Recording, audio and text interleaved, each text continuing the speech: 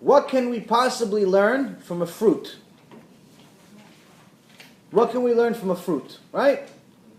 It's tasty most of the time. What can we learn from a fruit, right? Now, if you want to see the most beautiful part of a fruit, you have to cut it in half and you see the entire fruit, right?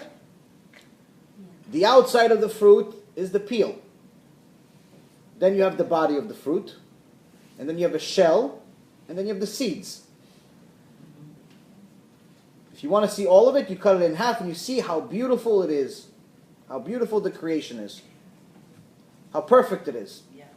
But this is where we learn about what Hashem is expecting from a person, both a man and a woman. When you cut it in half, you see all parts of a human being. The peel is the clothing.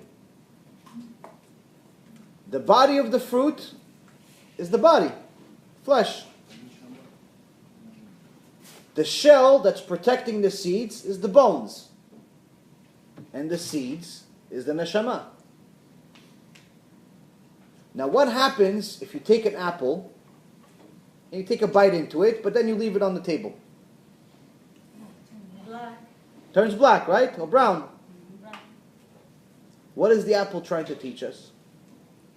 Apple's trying to teach us, Hashem brought me into this world to have my clothes on.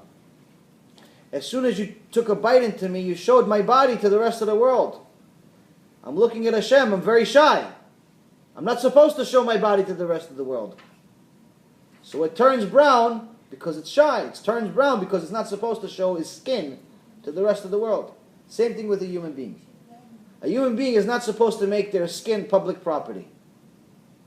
We're not supposed to go on a beach with our bikinis and with our bathing suits and walk around like the Goyim walk around. We're not supposed to be the Greeks. The main thing we have to learn from this is that when we get to Shamayim, Hashem is going to ask us, are you better than a fruit? I made a fruit and I made you. Are you better than a fruit? And you'll say, yeah, of course, I have a brain. And Hashem says, okay, then how come the fruit was smart enough to be embarrassed when you took off its clothing, but you weren't? And that's one of the things we have to learn, not only to teach ourselves, teach our children, teach our friends. Hashem hates zima. Hashem hates promiscuity, show off, and that type of behavior.